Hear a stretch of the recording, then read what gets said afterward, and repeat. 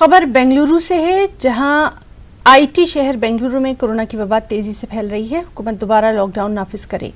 बेंगलुरु के शांतिनगर के MLA NA Haris ने ये बात कही। एनए हारिस ने कहा कि वज़ीर आला येडियुरप्पा के साथ हुई मीटिंग में उन्होंने दोबारा लॉकडाउन नाफिज करने का मशवरा दिया है। हारिस ने कहा कि बेंगलुरु में रोजाना 1 से ज़्यादा कोरोना के पॉजिटिव केसेस सामने आ रहे हैं। इन हालात में अवाम की जान की हिफाजत सबसे ज़्यादा अहम है। हुकूमत गरीबों मजदूरों के लिए राहत का इंतजाम करते हुए लॉकडाउन नाफिज करे। इतना ज़्यादा हो रहा है, कम्युनिटी स्प्रेड स्टार्ट हो गया है। जब कम्युनिटी स्प्रेड स्टार्ट होता है, we have to take extra precaution.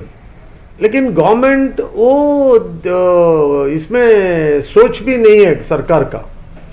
जहाँ पर when it becomes a community spreading, then they have to be extra careful.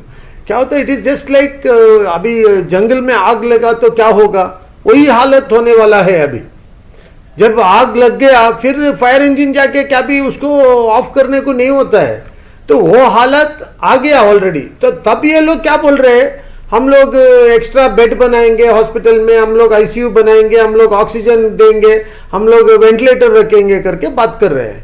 ये कहाँ तक ठीक है ये?